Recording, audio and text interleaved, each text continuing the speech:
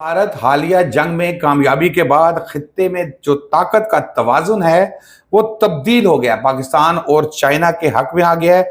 नया ब्लॉक बनने जा रहा है। इस ब्लॉक को लीड कौन करेगा ये मैं आज आपसे शेयर करूंगा। इसके अलावा चाइना पाकिस्तान को एक बड़ा तोहफा देने जा रहा है। राफेल तैयारा गिरने से फ्रांस को कितना माली नुकसान हुआ, जबकि चाइना की वाह वाह हो गई और अरबों डॉलर के मुआहदे होने लगे। भारतीय यूट्यूबर जो है दौरव राठी पगला गया है और अब वो उल्टी सीधी बातें करने लग पड़ा है।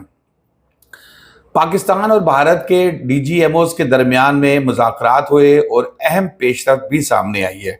आज के व्लॉग में मैं आपको बताऊंगा कि तहरीक इंसाफ की किस गलत हिकमत अमली की वजह से उन्हें कितना नुकसान हुआ, कितना पीछे धकेल दिया। क्या बानी पीटीआई इमरान खान साहब जो हैं वो आर्मी चीफ को मुबारकबाद देंगे? पाकिस्तान और भारत की जंग में मियां नवाज शरीफ साहब वो कहाँ थे? क्या वो वाकई कंट्रोल रूम में बैठ के चीजों को लीड कर रहे थे? इस पर भी मैं आपसे बात करूंगा। लेकिन सबसे पहले बात करते हैं जी पाक चाइना ब्लॉक। पाकिस्तान की हालिया कामयाबी के बाद बड़ी अहम डेवलपमेंट हुई है। पूरे खित्ते में एक तूती बोलने लगा है इनकी दोस्ती का, इनके साथ का। चाइना लीड करेगा। इसमें जो एक नया ब्लॉक बनने जा रहा है उसको चाइना लीड करेगा। इस ब्लॉक में कौन कौन हो सकता है? पाकिस्तान तो है ही है चाइना के साथ। इसके अलावा रशिया, ईरान, तुर्किया जो है वो इस ब्लॉक में शामिल हो सकते हैं। इसके अलावा कई और ममालिक भी हैं जो इस ब्लॉक में शामिल होना चाह रहे हैं। अगले 5 साल बहुत अहम हैं इस ब्लॉक की कारकर्दगी के हवाले से। असलहा और सपोर्ट जो है वो चाइना से ली जाएगी। पाकिस्तान की मैं बात कर रहा हूँ, असलहा और सपोर्ट जो है, क्योंकि इस मर्तबा राफेल तैयारा गिरने से एक चीज़ तो बहुत क्लियर हो गई है कि ये फ्रांस, यूरोपियन कंट्रीज जो चीज़ बना रही हैं ये वो ऊंची दुकान फीका पकवान के मुतरादिफ है और चाइना का तूती बोलने लगा है। सो पाकिस्तान भी अब माली मामलात हों या असलहे की खरीदारी हो या चाइना के साथ मिल के प्रोजेक्ट्स को करना, इसमें काफ़ी स्पीड से दिखाएगा। यानी कि अब अगले कुछ अरसे में आप देखेंगे कि पाकिस्तान में खुशहाली आती आप लोगों को नजर आएगी। वो खुशहाली की बात नहीं कर रहा जो बरसर इक़्तिदार लोगों तक आती है, मैं उस खुशहाली की बात कर रहा हूँ जो ग्रास रूट लेवल तक, आम आदमी तक पहुंचती है। तहरीक इंसाफ की गलत पॉलिसियों से उनको अच्छा खासा नुकसान हुआ है, क्योंकि देखिए तहरीक इंसाफ पहले तो ये डालती रही कि जी जिन्होंने लड़ना है जाएं जाके, वो सनम जावेद साहिबा का बयान आया कि जी वो जाएं जाके अब लड़े ना जरा। यानी कि आप अपनी फौज से मुतल्लिक, अपने आर्मी चीफ से मुतल्लिक किस किस्म के बयान दे रहे हो, और उस वक्त जब आपका दुश्मन भारत आप पर हमला करने की तैयारी मुकम्मल कर चुका है और हल्के हल्के मिसाइल और ये शुरू कर दिए और लग रहा है कि वो पीछे नहीं जाएगा। तहरीक इंसाफ के जो है सिस्टम में शामिल होने के अलावा इनके पास कोई ऑप्शन नहीं है, क्योंकि मैंने आपको बताया कि इस जंग की फतह के बाद मेरी तहरीक इंसाफ के कई सीनियर तरीन लोगों से बात हुई है जो उनका ये मौक़िफ़ है कि हाफिज साहब ने हमारे बहुत से गिले शिकवे दूर कर दिए हैं। अब जब बड़ी कामयाबी हो जाए तो उसके बाद जो छोटे छोटे मसाइल होते हैं वो उस तरीके से मैटर नहीं करते। कहा गया जी तहरीक इंसाफ की जानिब से कि जी लोग फौज के साथ नहीं खड़े होंगे, खड़े हुए। मैं तहरीक इंसाफ नहीं कहता, ये उसके चंद जो यूट्यूबर्स हैं जो तहरीक इंसाफ को चला रहे हैं, जो कभी इधर ले जाते हैं कभी उधर ले जाते हैं और ज्यादातर बाहर बैठे हुए हैं।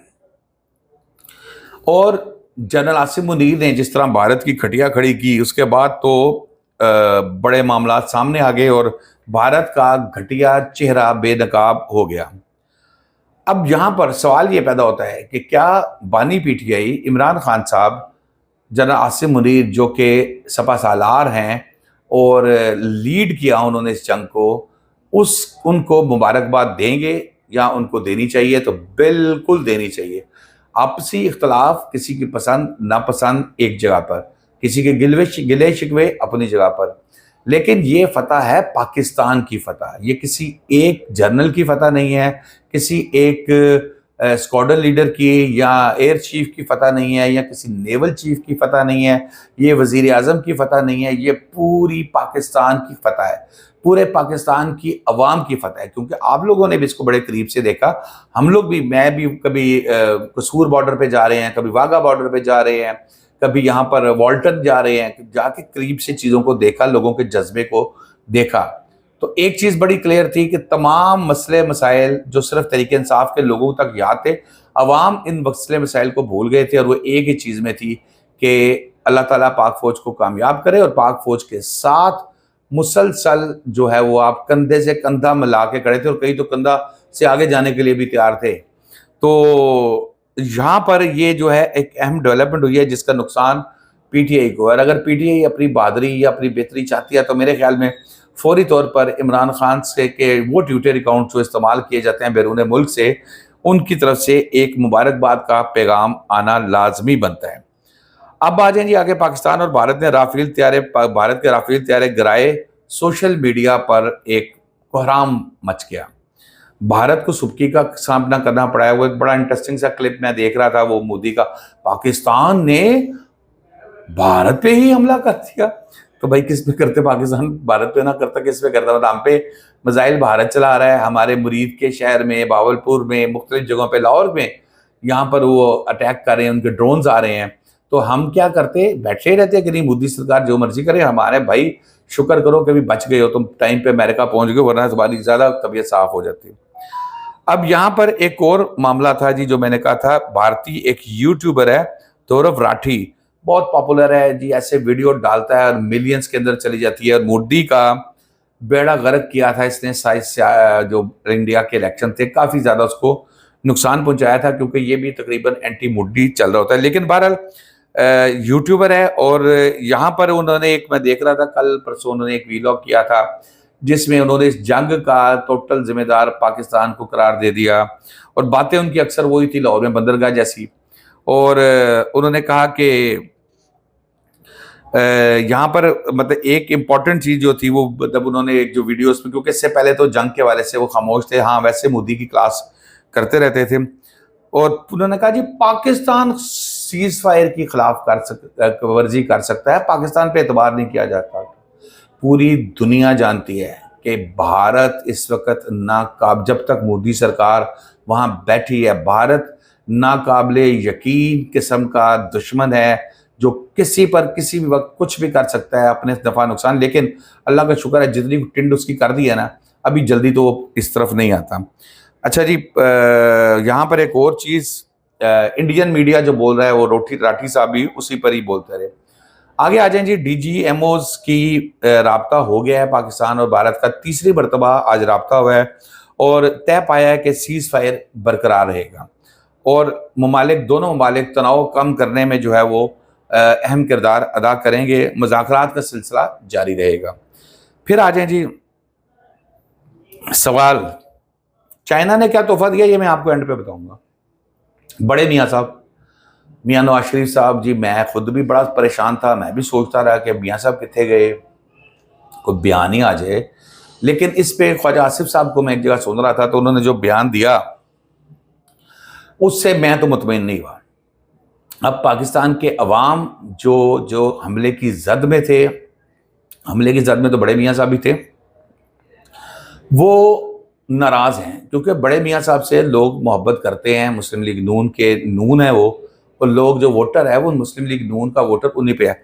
जवाब ये आता है कि जी अगर मियाँ साहब आगे आते तो फिर वो ऐसा लगता है कि जी मरियम और शहबाज शरीफ साहब जो हैं इनको ज़रा पीछे धकेला जा रहा है, और ये ठीक ना होता।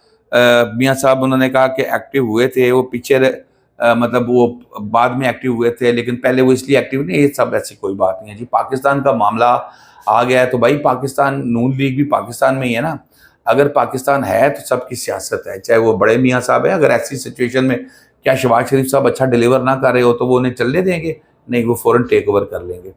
मरियम नवाज साहिबा अगर ठीक नहीं चलने देगी, क्योंकि पीछे नाम तो बड़े मियाँ साहब का ही चल रहा है ना, तो बड़े मियाँ साहब की खामोशी के हवाले से जो जवाब दिया उन्होंने ख्वाजा आसिफ साहब ने, वो कोई मुझे तो कम अज़ कम मज़ा नहीं आया। फिर उन्होंने बताया कि मुशावरत भी करते रहे और फिर जो मीटिंग्स होती थी उनमें फिजिकली वो उसमें शामिल होते थे जंग से मुतालिक। लेकिन बहरहाल नहीं मियाँ साहब, मज़ा नहीं आया। आपने जो खामोशी रखी और मोदी का नाम लिए बगैर आपने मतलब जो आखिर में भी ट्वीट किया, तो वो कोई अच्छा मैसेज नहीं था। अब लोगों का तासुर ये है कि जी मियाँ साहब का क्योंकि मोदी से ताल्लुक़ रहा है और ये आना-जाना और ये वो सारा, तो इसलिए मियाँ साहब खामोश रहे। हालाँकि मेरा ख़्याल में ऐसी बात नहीं होनी चाहिए। क्यों? कि ये पाकिस्तान है, सबसे पहले पाकिस्तान, पाकिस्तान हमेशा ज़िंदाबाद। अब आ जाएँ जी चाइना का तोहफ़ा। लो जी, चाइना ने एक मिसाइल तैयार किया है और वो न्यूक्लियर वारहेड लेके हैवी मिकदार में कई सौ किलोमीटर तक मार कर सकता है और वो सुपरसोनिक है, जिसके यानी कि आवाज़ से ज़्यादा तेज़ जाता है। DF-17 ये मिसाइल उन्होंने तैयार किया है और अमेरिका और रशिया के पास इस से ज़्यादा तेज़ मिसाइल कोई नहीं है।